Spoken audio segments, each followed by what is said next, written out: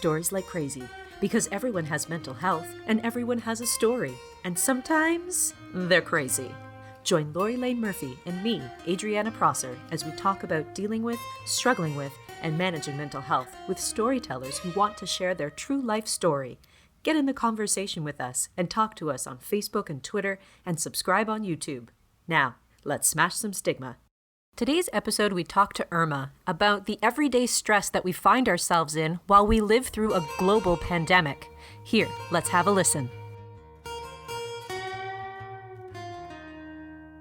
We're going to do a little COVID thing here because I think these stories from the streets, from our homes, and how we're feeling is always kind of important. But this one, I mean, everybody and their mother knows, I've had my bouts of depression. Hello, my weekly emails to Lori. How do you know?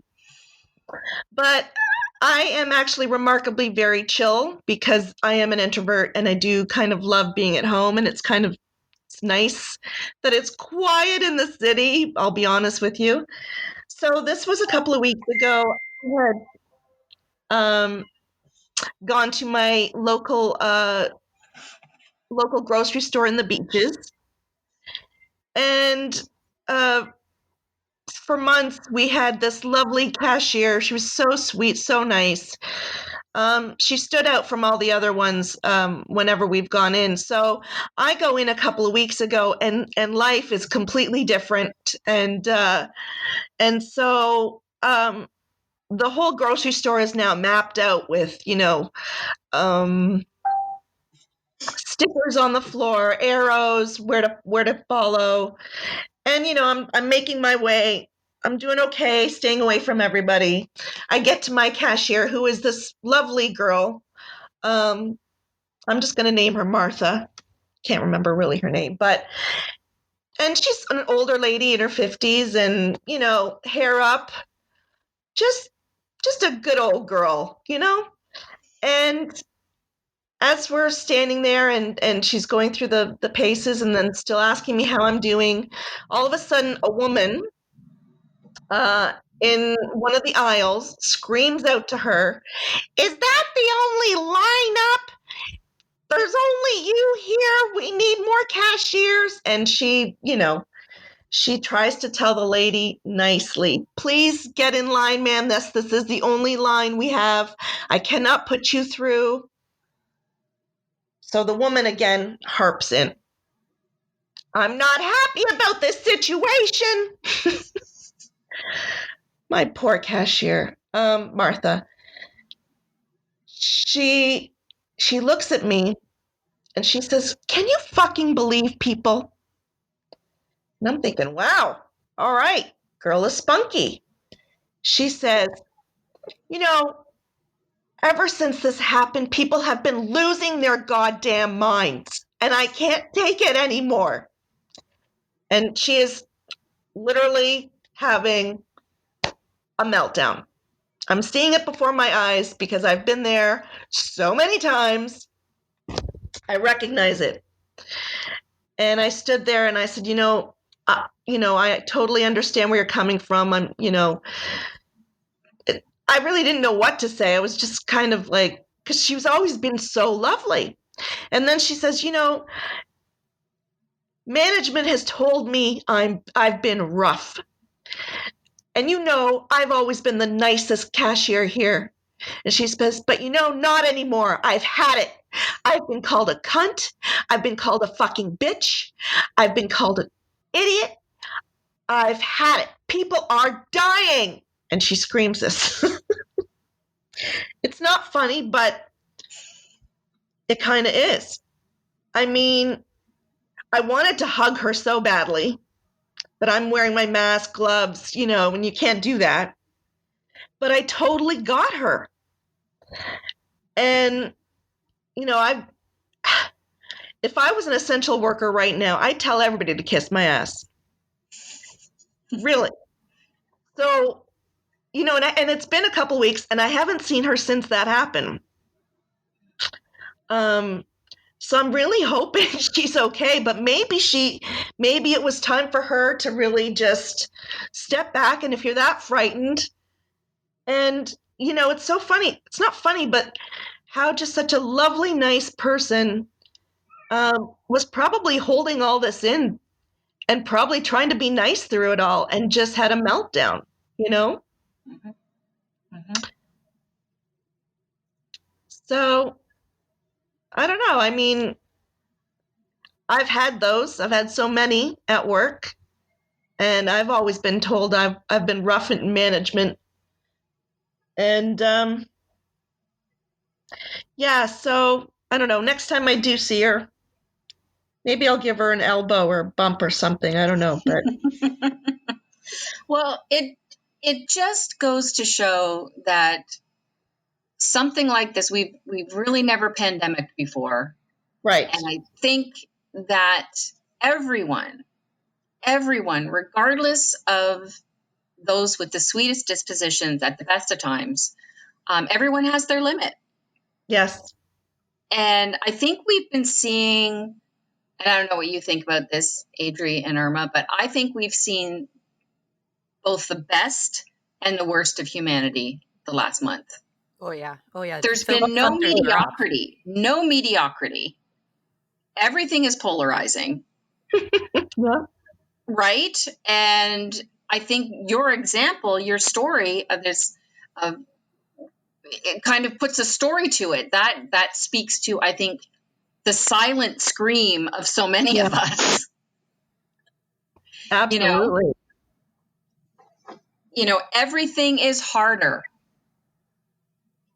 So if you're already struggling, Yeah. right? Yeah. But how about this? You said earlier and I know we've had conversations about this before, Irma, about depression. What was that like then to feel like you could have helped her? Oh, I mean, I don't know about you, but when you're in depression, you almost feel like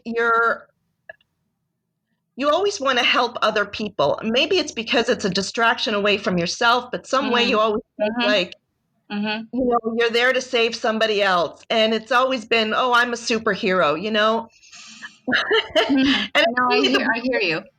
right? And I can recognize that now. So I am in this couple of weeks I've been in okay headspace, and so when something like that happens, I feel so connected to that person. Yeah. And my first instinct is to hug and to say, "Hey, girl, I feel you. Let's talk about it." And so, but then I wasn't really able to do anything, And that's the helplessness, right? So then we're talking about the best of humanity. I think people are rising to the occasion. I think people are reaching out. I've talked to many people over the last month that I haven't spoken to in ages, and I think people are feeling that need to connect. So I'm trying to focus on the best behavior. But your story really does highlight how there are so many people that are just not fucking getting it. Yeah. They're just not fucking with the program. It's so, it's mind-boggling. Truly it is. Truly it is. I'll be honest with you, what really upsets me is when people complain about, we're all bored at home and I get it, but we are so lucky to be at home. Like, if this is prison, are you kidding me? What that girl has to go through. And, like I said, God help anybody who calls me the essential worker and I have to get my ass to fucking work. And, I have to put a smile on my face. It's so hard right now. Like, I don't know how they're doing it. Yeah. No, it's really something. It really is. And I think I'm always flabbergasted by the smallness of some people. Right. Right. And this whole experience, like I said, I just keep coming back to the best and the worst. Yeah. And there should be, when this is all over, I think there should be a highlight reel that should be shown back to all of those Yeah. unenlightened and show them this is how you behaved in a Yeah. time when you could have really stepped up. You could Hmm. have really been there for others in some way, because it does help. Like you were saying, Irma, about, I know exactly what you mean with wanting to help other people who are feeling depressed or anxious, because it is a distraction. It is to help somebody when you can't help yourself. Mm-hmm. Right. And so there's so many opportunities that these people are missing. And that woman shouting at the cashier is sort of a microcosm of all of these people that need to be shown their bad behavior. Yeah.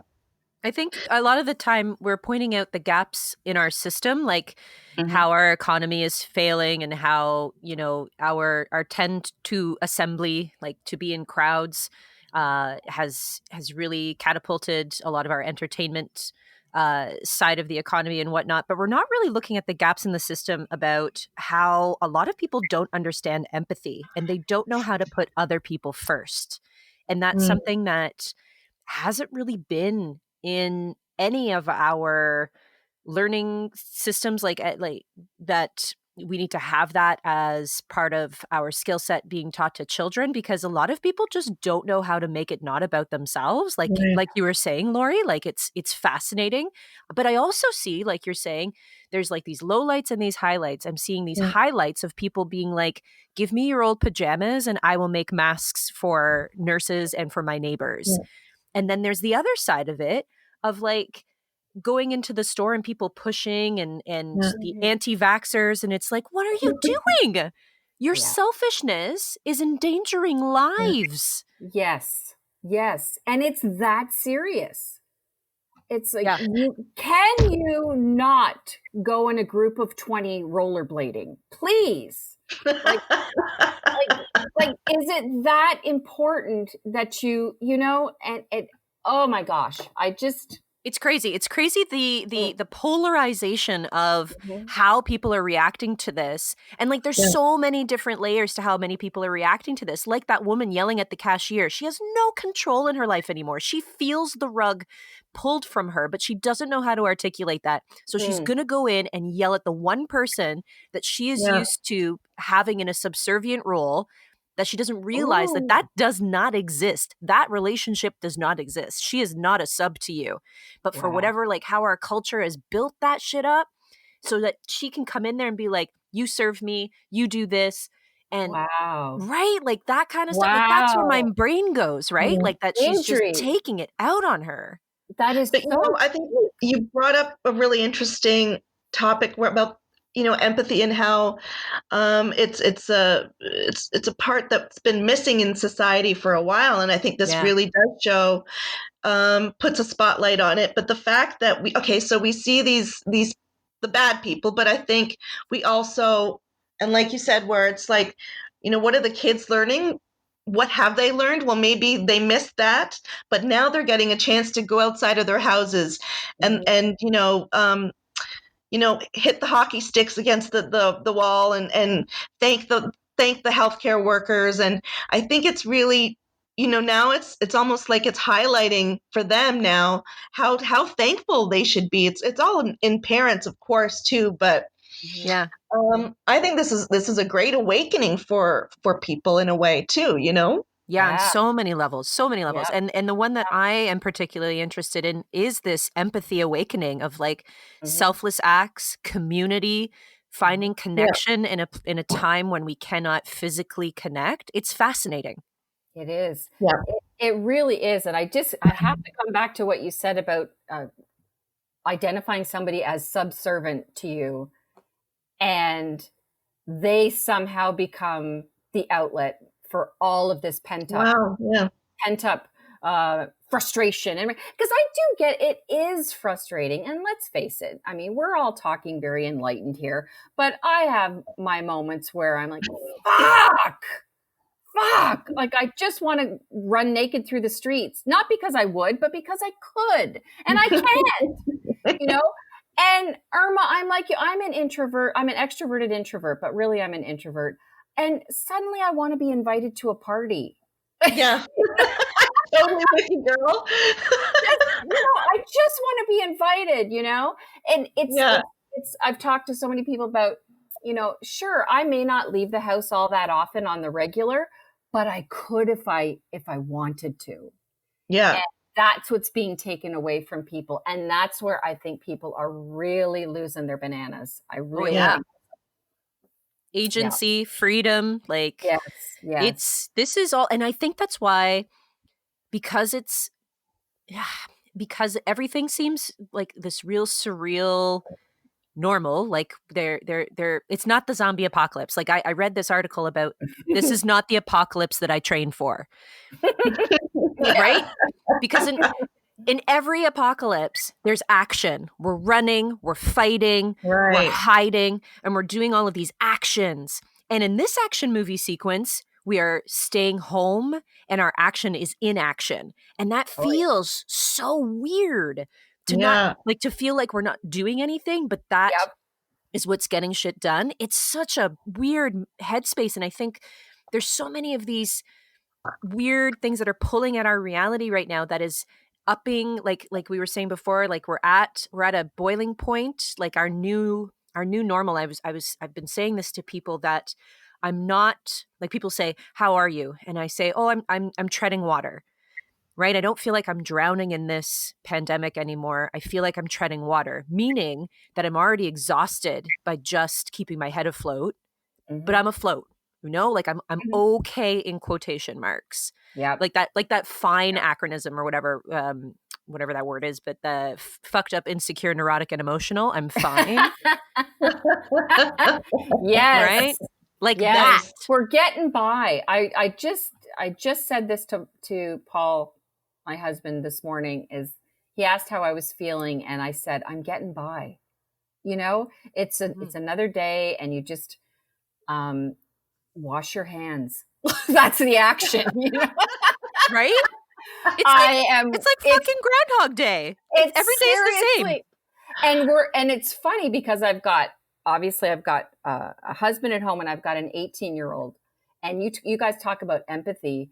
This is him now being able to see it in action or inaction, and having conversations with him fairly regularly. He's been great, I have to say, because he's still in contact with all of his friends. He can online game with his friends. He can Snapchat. He can see them.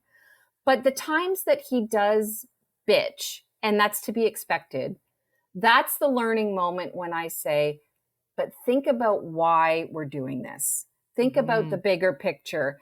And that's really what empathy is, because we're safe at home. We're not stuck. We're safe. Exactly. And of course he rolls his eyes on occasion, but I think some of it's getting through to him, especially when he thinks about his grandmother. My mom is on her own. She's very upbeat and doing great, but it's teaching this next generation, and I'm talking the under 25s, that here is an opportunity for you to take the empathy that is starting to be looked at in school, and here you go. Here's a chance to show it. Here's a chance to understand it. Here's a chance to ask questions about it if you don't really get what it is. So we're having those conversations a lot. And like I said, I mean, maybe 60% of the time he's listening, and the rest he's got his nose in his phone, and that's okay too, because he's got to get by, but it's character building. Yeah. I couldn't. I don't understand how children and like Gen Z and everybody who still has to go to school and perform, and like shout out to all the parents that are juggling the pandemic and their feels and possibly their job that is still going, and the fact that they're navigating 24/7 their kids who are going through a pandemic who have to go to school. I know. I can't even. No Tell me wonder this about it. woman went off on the cashier. She's just like, blah, everything. I don't have a therapist, so I'm going to yell at you. Yeah. Yeah. Which is so shitty.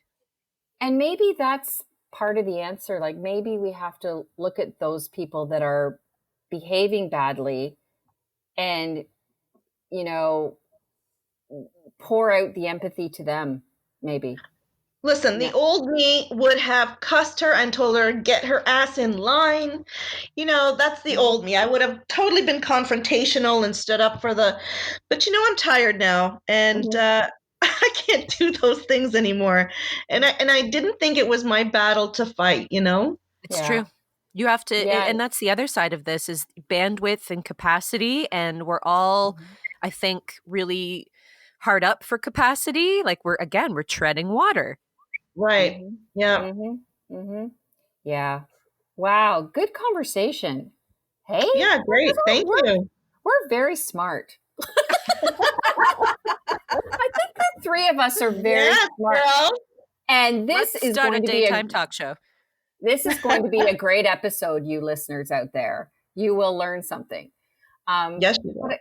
I do. I appreciate the conversation, as I always do. When this is one of the reasons why we do this podcast, is it's so wonderful to get different points of view, and I think I just think it's important. So thank you for sharing your story, Irma. Oh, well, thank you guys for having me, and thank you for letting me share. Thanks for listening. If you want to join the conversation, and we hope you do, come find us on Twitter and Facebook, and you can subscribe on YouTube. That's it, Stigma Fighters. And remember, your story isn't over yet, and we want to hear it.